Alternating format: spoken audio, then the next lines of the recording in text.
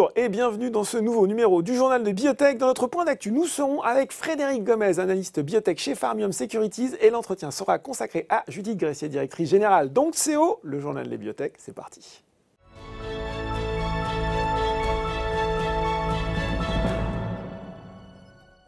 Et je retrouve pour ce point d'actu Frédéric Gomez, analyste spécialisé dans les biotech chez Pharmium Securities. Bonjour Frédéric. Bonjour Laurent. Bon, alors on avait envie de commencer avec vous sur ces sociétés françaises qui ont fait part de leur volonté de s'introduire sur le Nasdaq. Un petit point à Nasdaq, Nanobiotix et Valneva. Nanobiotix avec ces nanoparticules qui vont venir améliorer l'efficacité notamment de la radiothérapie. Valneva, spécialiste du vaccin, dont on a entendu parler récemment puisqu'ils travaillent eux aussi sur un candidat vaccin contre le Covid-19.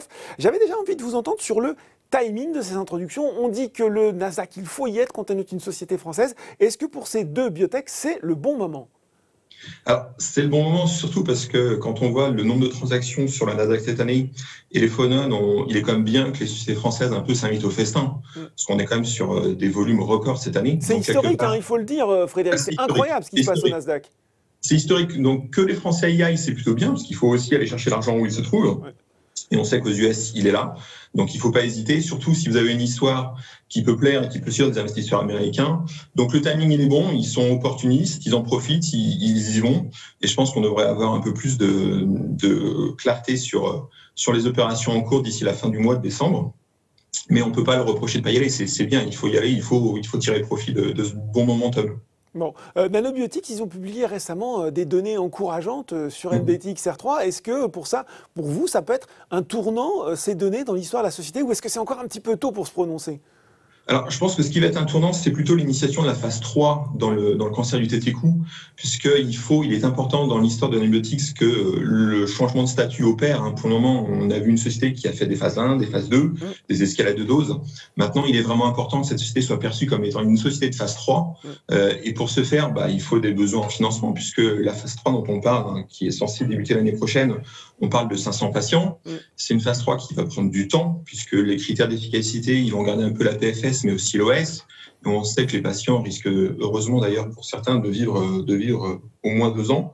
Donc cette étude, elle a un coût. Et à l'heure actuelle, l'un des soucis de Nanobiotix, c'est qu'il était compliqué de financer en fait ce développement via des levées de fonds en Europe ou en France et d'aller chercher l'argent aux US, sachant qu'en plus c'est une étude américaine validée par la FDA qui aura pour objectif d'enregistrer le produit aux US et donc d'aller attaquer le marché de l'oncologie qui est le plus grand en valeur aux US. Donc tout ça fait du sens et quelque part, la société a un peu surfé, était un peu opportuniste suite aux datas publiées récemment au CTC. Ouais. Alors c'est vrai que les datas, elles sont prometteuses, elles sont intéressantes, elles ont suscité beaucoup d'enthousiasme de la part des investisseurs et on a vu cette augmentation du cours de bourse. Maintenant, il va falloir que tout ça soit confirmé encore sur des cohortes de patients plus importants. C'est vrai que le signal de transformer des patients qui étaient en échec, qui ne répondaient plus au PD-1 et d'avoir des réponses partielles et une activité, c'est encourageant. Maintenant, il va falloir que ça se confirme sur des plus grandes cohortes. Mais une fois de plus, ce qui est intéressant à mon niveau, c'est quand même encore plus les datas de phase 1-2 sur les 30 patients dans le tétecou. On devrait avoir les résultats l'année prochaine sur les 44 patients, en tout cas un suivi sur les 44 patients. Mais il est absolument crucial que la société initie cette phase 3 pour changer sa perception. Bon, initier la phase 3. Quelques mots sur Valneva aussi, notre spécialiste français des vaccins. Alors, Valneva, l'histoire forcément est un peu différente. Alors, la société est sous les spotlights, forcément à cause de l'épidémie de Covid, et c'est un acteur du vaccin. Cette IPO aussi, elle fait un peu écho à ce que le concurrent allemand, CureVac, a fait, puisqu'il faut pas oublier CureVac a quand même levé 200 millions de dollars en août. Donc, et quand on voit les valorisations de BioNTech, de Moderna, on se dit pourquoi Valneva n'en profiterait pas. Je pense que c'est quand même un peu réducteur de limiter la thèse d'investissement sur Valneva uniquement à son candidat Covid, même s'il y a un news flow autour de ce projet-là, puisqu'il est censé initier la clinique en fin d'année et puis potentiellement être sur le marché en fin d'année prochaine. Mais il ne faut pas oublier que dans l'histoire Valneva, il y a quand même une phase 3 dans le chikungunya qui vient juste d'être initiée sur 4000 patients. Et il y a surtout ce deal avec Pfizer dans la maladie de Lyme, avec des data possibles de phase 2. Donc là encore, il va être intéressant de voir un peu comment le pipeline qui est assez late stage, donc qui offre en fait une thèse d'investissement un peu différente aux investisseurs, va évoluer dans les prochains mois. Mais tout ça conjugué au fait qu'il y a un chiffre d'affaires récurrent, puisque la propriété de Valneva, on en avait discuté un peu la dernière fois, c'est que cette société a des revenus récurrents, qui sont des revenus liés en fait à les commissions de vaccins. Même si là, à cause du Covid, ça a un peu souffert, parce que ce sont des vaccins pour les voyageurs. Hein. Voilà, pour les voyageurs. Donc là, forcément, avec les restrictions de déplacement, le chiffre d'affaires n'était pas bon. Mais on a quand même ce flux financier récurrent, on a déjà ce portefeuille disponible, là encore, qui offre un bon mix en termes de thèse d'investissement pour des investisseurs. Bon, Frédéric, on l'a dit, c'est presque un passage obligé pour une biotech française qui veut grandir, cette introduction au Nasdaq. Et en même temps, quand on regarde le parcours de certaines qui sont introduites, on avait bien sûr des espoirs de levée de fonds, de résorption peut-être de l'écart de valorisation avec les sociétés américaines, de plus gros volumes. Et puis quand on regarde, ça ne se passe pas toujours comme ça, alors que les coûts, eux, de cotation au Nasdaq, ils sont bien réels. Est-ce que c'est finalement une fausse bonne idée de ce côté au Nasdaq, quand on est une biotech française? Pour répondre à cette question, on peut aussi en poser une autre, c'est si la cotation n'avait pas eu lieu, où en serait ces sociétés ? Qu'est-ce qui se serait passé ? Voilà, qu'est-ce qui serait passé ? Alors c'est vrai que factuellement, quand on regarde les différents métriques que vous avez indiqués, le compte n'y est pas. Alors DBV a fait illusion, parce que la valorisation de DBV, à un moment donné, matchait un peu celle des comparables US. Mais là, forcément, comme la plus grande partie de ces sociétés ont annoncé des mauvaises nouvelles, soit sur le plan clinique, soit sur le plan réglementaire, derrière, il y a eu la sanction et les sociétés ont fortement chuté. Donc oui, à l'heure actuelle, quand on regarde les capitalisations boursières, on est en dessous. Quand on regarde la performance boursière, on est en dessous. Quand on regarde les levées de fonds post-IPO, hormis DBV, pour le moment, le compte n'y est pas. Maintenant, ça fait partie de la vie normale d'une société, quelle que soit sa place de cotation. Donc on ne peut pas incriminer plus le Nasdaq par rapport au Next. Si vous délivrez, si vous exécutez, il y aura une belle performance et tout suivra. Et on peut forcément citer les exemples belges, que ce soit Galapagos ou Argenix. Donc là, on est vraiment dans des comparables qui ont montré qu'est-ce qu'il faut faire. En fait, c'est la recette parfaite pour aller au Nasdaq. Ouais. À l'opposé, s'il y a des échecs, vous serez sanctionné et tous les métriques baisseront forcément. C'est aux sociétés françaises d'être à la hauteur de cette ambition, quand je vous écoute. In fine, il y a tellement de sociétés cotées, les investisseurs ont tellement de choix. Oui. Que derrière l'exécution, il faut délivrer. C'est ça qui est important. Si vous échouez, vous êtes sanctionné. Et après, c'est vrai que le challenge, c'est de faire revenir les investisseurs sur une société, puisque là encore, il y a tellement d'opportunités d'investissement que le choix est large. Bon, on est dans le point d'actu. Il y a ce week-end le 62e congrès annuel de l'American Society of Hematology, l'ASH, et on y verra notamment Erytech qui va présenter des données dans la LAL. Erytech, un peu sorti des radars depuis le début de l'année, il faut le dire. Est-ce que c'est l'occasion, peut-être, pour les investisseurs, pour la recherche, de redécouvrir un peu cette société ? Alors, c'est vrai que la question, c'est est-ce que le phénix peut renaître de ses cendres ? Oui. Clairement, si on regarde le blue sky scénario qui est présenté un peu par la société, la réponse, elle pourrait être oui, dans le sens où, si tout marche bien, Erytech pourrait avoir l'année prochaine 2 demandes d'AMM en oncologie auprès de la FDA, ce qui serait quand même une belle performance. Belle nouvelle, oui. Maintenant, pour que tout ceci se mette en place, la première étape, elle va avoir lieu dimanche prochain, avec la présentation sous forme orale des datas complètes sur les 55 patients d'une étude qui a été menée par des investigateurs situés dans les pays scandinaves et les pays baltes sur Graspad dans les leucémies aiguës lymphoblastiques, donc les LAL, chez l'enfant, et notamment c'est ça qui est important, chez les patients qui sont réfractaires ou allergiques à l'asparaginase pégylée. Donc, et au final, quand on regarde un peu l'abstract et les datas qui ont été sortis sur le site de l'ASH, il y a 3 choses qui, à mon sens, sont clés à retenir. La première, c'est que cette étude, on attend des résultats sur 55 patients.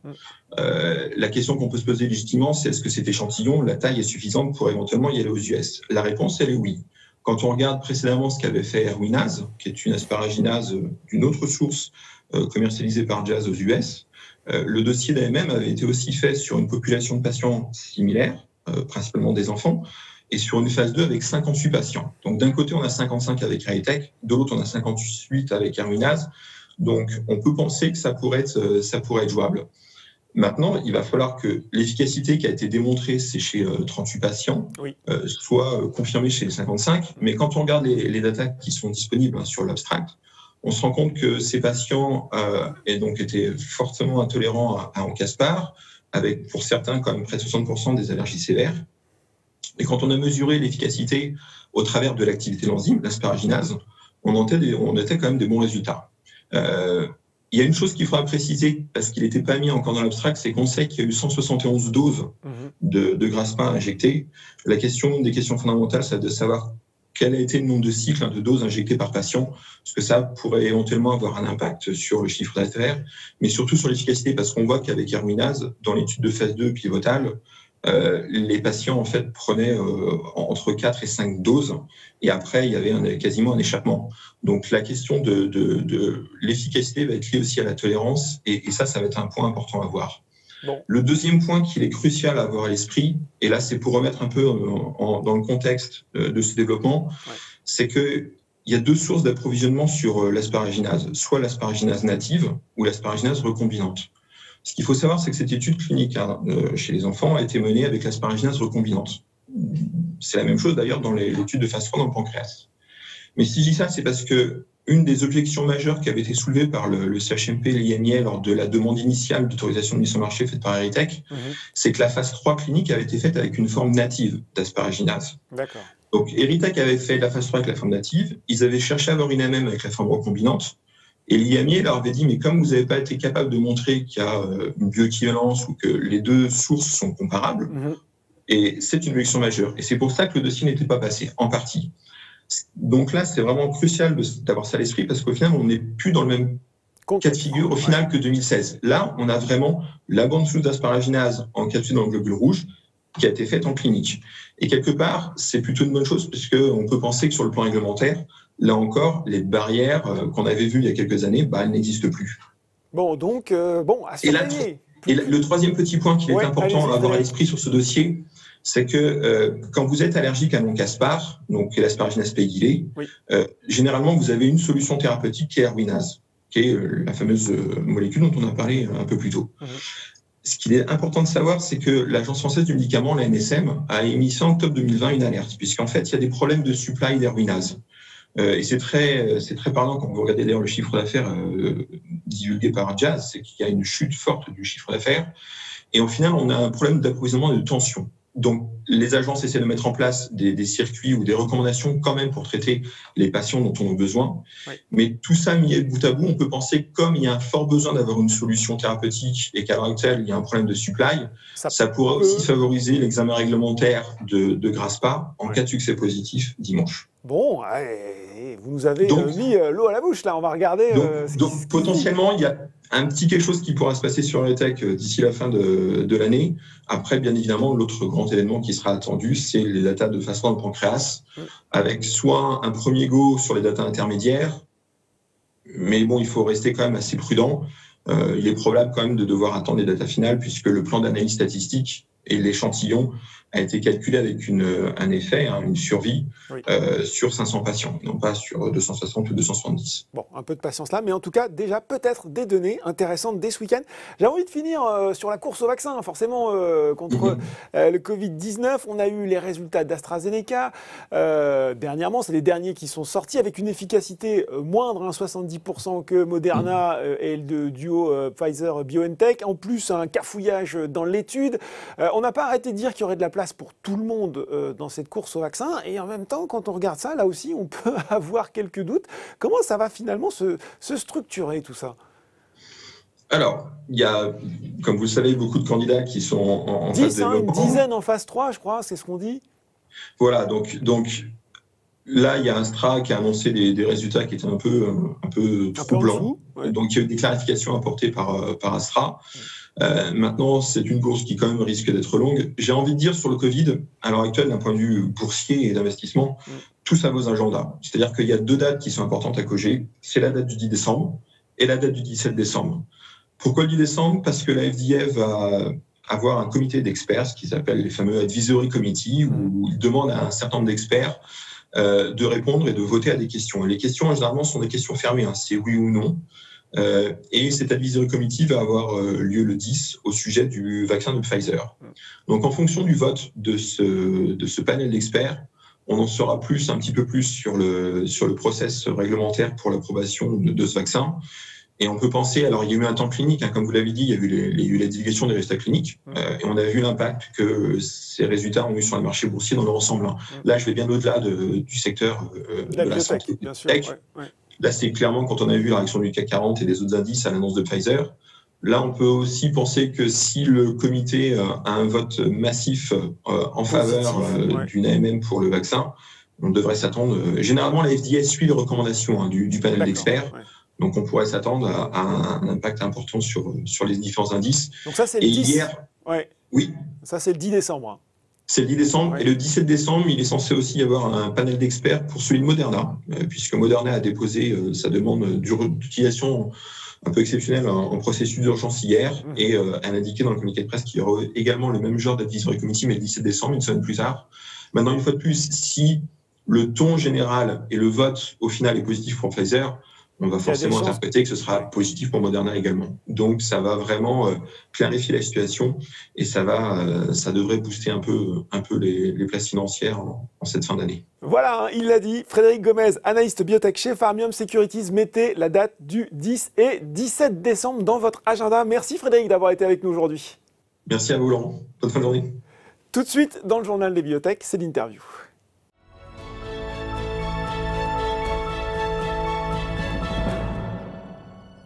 Et je reçois pour l'interview sur le plateau du journal des biotech Judith Gressier, directrice générale d'Onxeo. Bonjour Judith. Bonjour. Alors, quelques mots sur Onxeo pour ceux qui suivent la biotechnologie depuis longtemps, introduite fin 2005 sous le nom de BioAlliance Pharma, devenue Onxeo en avril 2014. Je refais toute l'histoire. À l'occasion de la fusion avec le danois TopoTarget, vous développez de nouveaux médicaments contre le cancer en ciblant les fonctions de réparation de l'ADN des tumeurs. Vous allez sans doute nous en dire plus là-dessus. Votre candidat médicament le plus avancé, c'est bien sûr Acidna, avec un mécanisme d'action original, on va le rappeler, puisqu'il va venir perturber, épuiser la capacité des cellules tumorales à se réparer.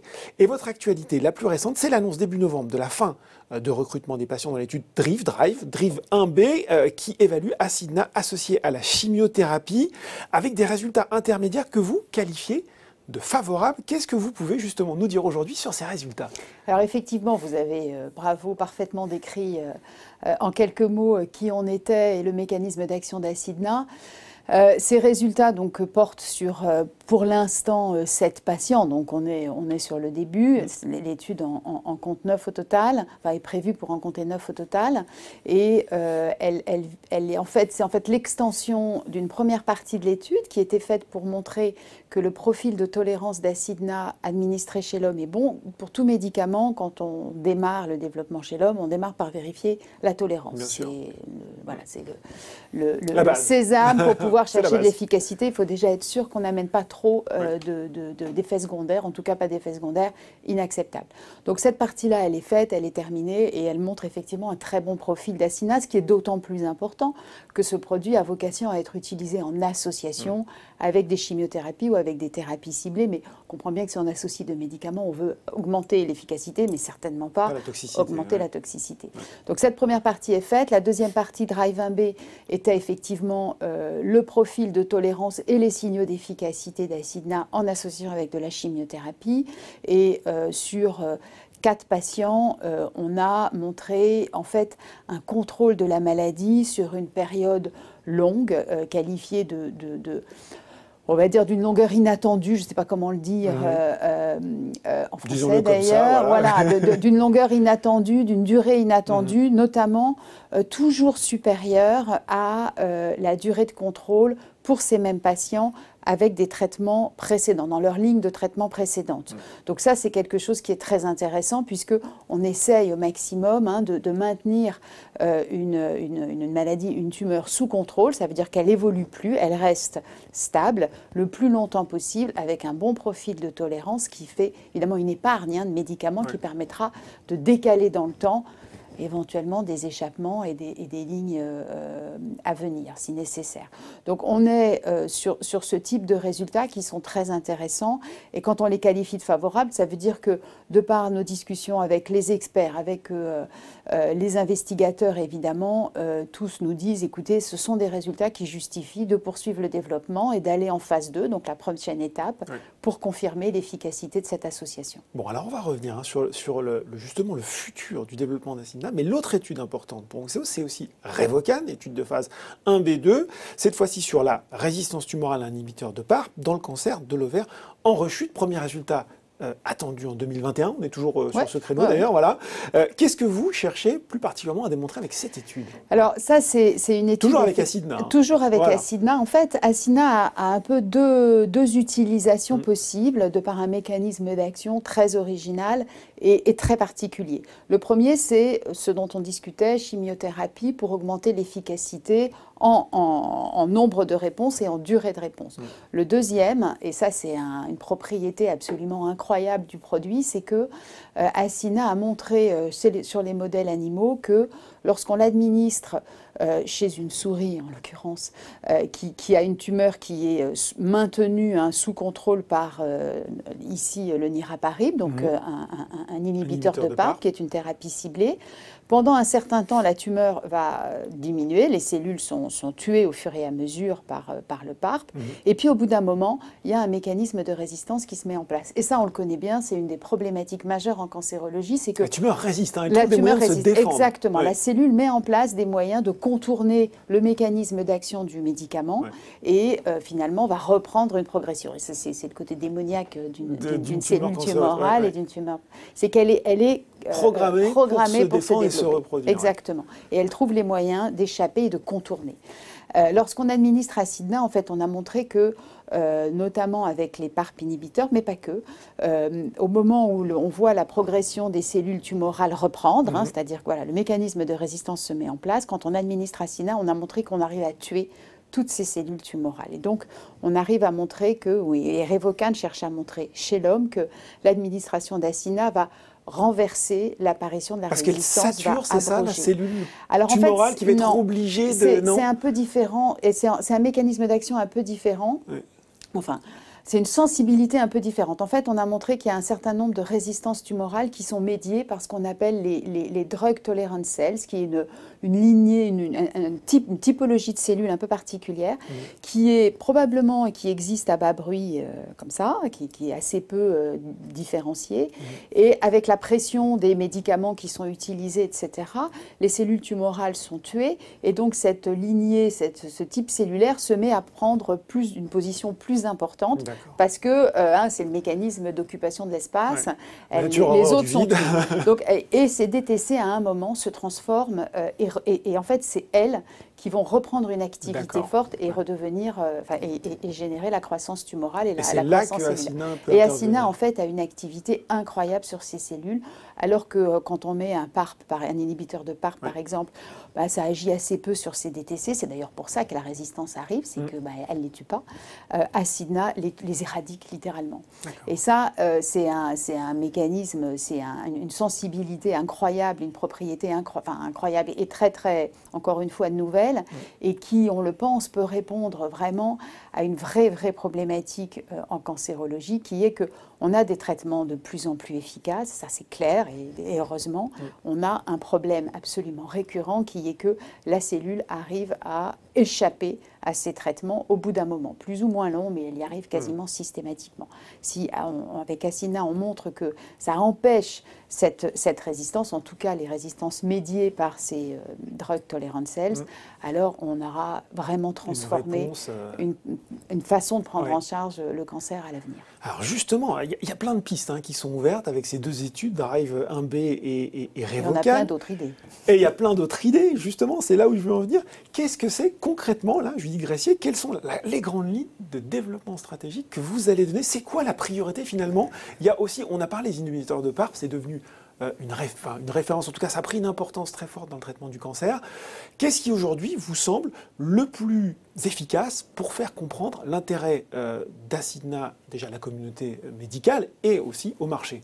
Alors en fait, on poursuit ces deux voies de développement en parallèle, c'est-à-dire encore une fois efficacité avec les chimiothérapies et abrogation. C'est aussi important pour vous les deux? Alors, il y en a une qui est plus classique, je dirais, c'est l'efficacité avec les chimiothérapies. On cherche à faire plus en associant notre produit. Ok, classique, et si ça marche, c'est exceptionnel.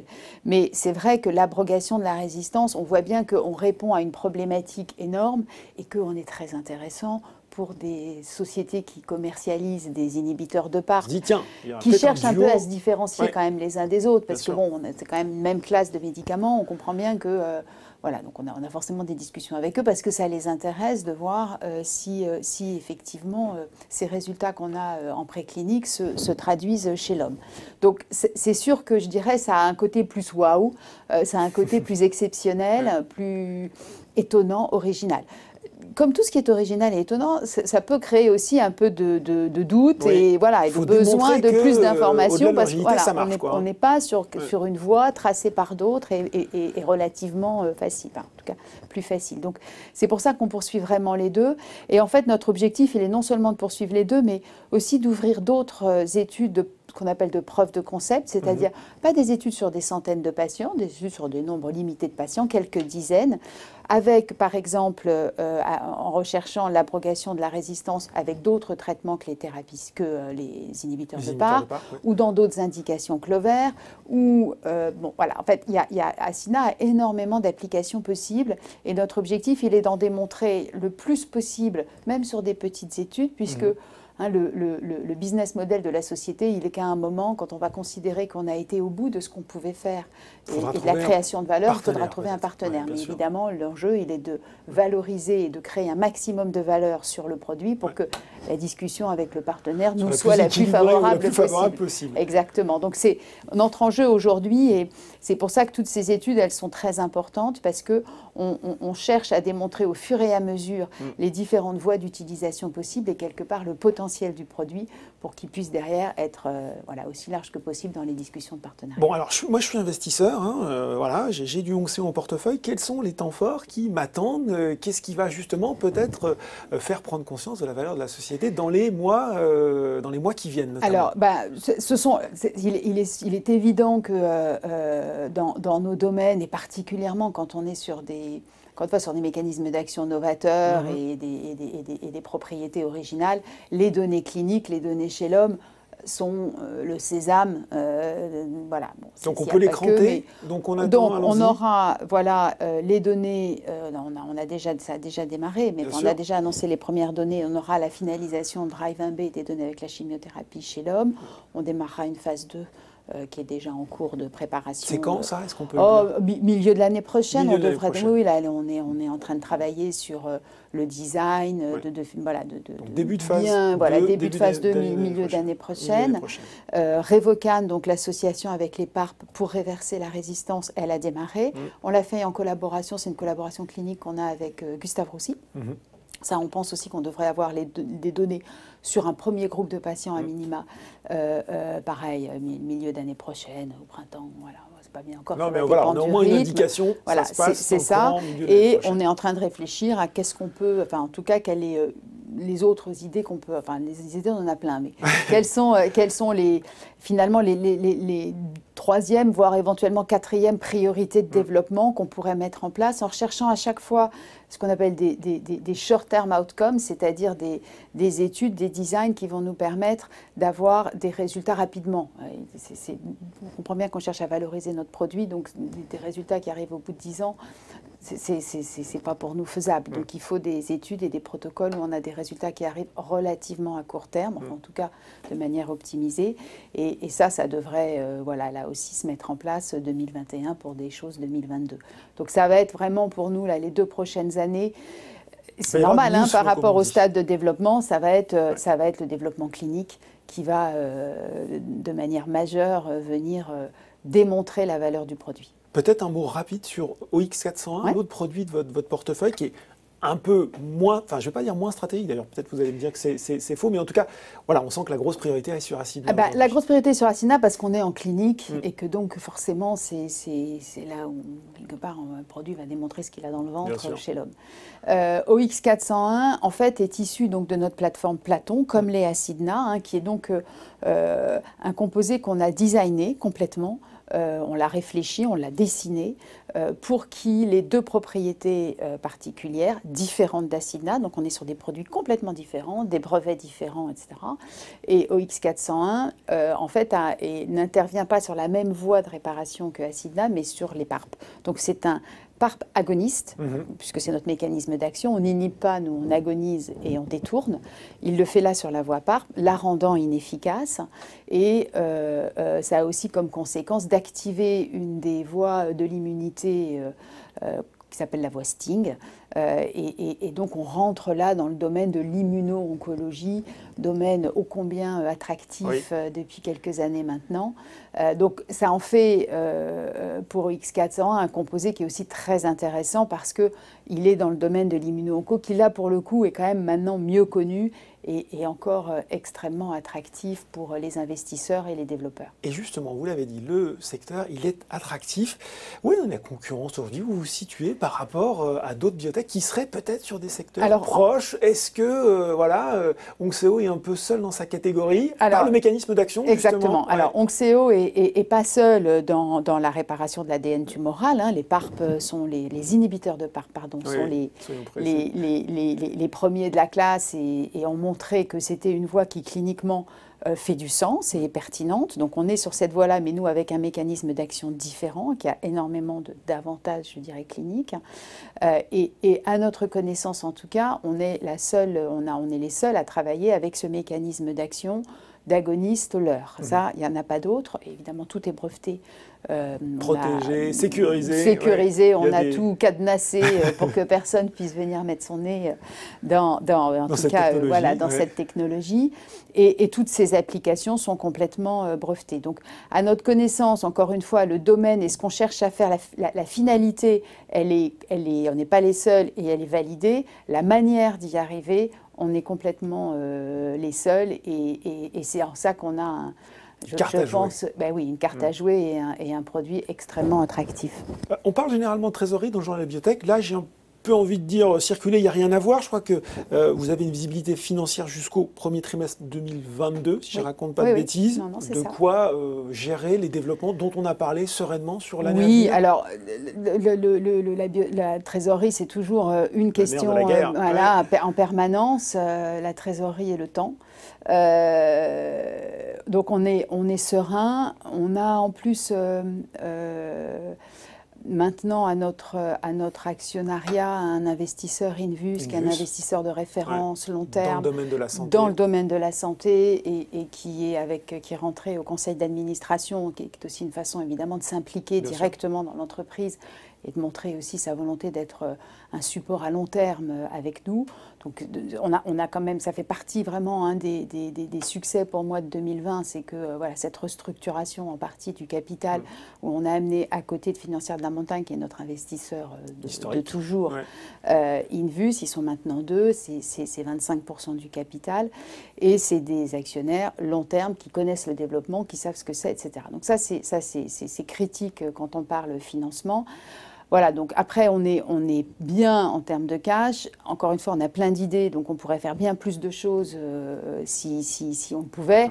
Donc ça reste pour nous un facteur qui n'est pas un goulet d'étranglement, mais qui reste toujours à prendre en compte dans les choix qu'on fait. Je pense aussi que c'est une façon de développer de manière plus rapide, plus créative, parfois probablement plus audacieuse.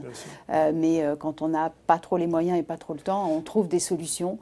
Et je pense que c'est aussi une des grandes forces finalement des biotech, parce que de travailler sous contrainte, et oui, mais c'est aussi une façon d'aller plus vite et parfois d'être beaucoup plus original et créatif. Bon, je retiens cette année 2021 riche d'annonces. Vous reviendrez en parler avec nous sur le plateau. Avec grand plaisir. Merci Judith Gressier, directrice générale d'Onxeo, d'avoir été avec nous aujourd'hui. Merci beaucoup. Ce journal des biotech est désormais terminé. On se retrouve dans 2 semaines pour un nouveau numéro.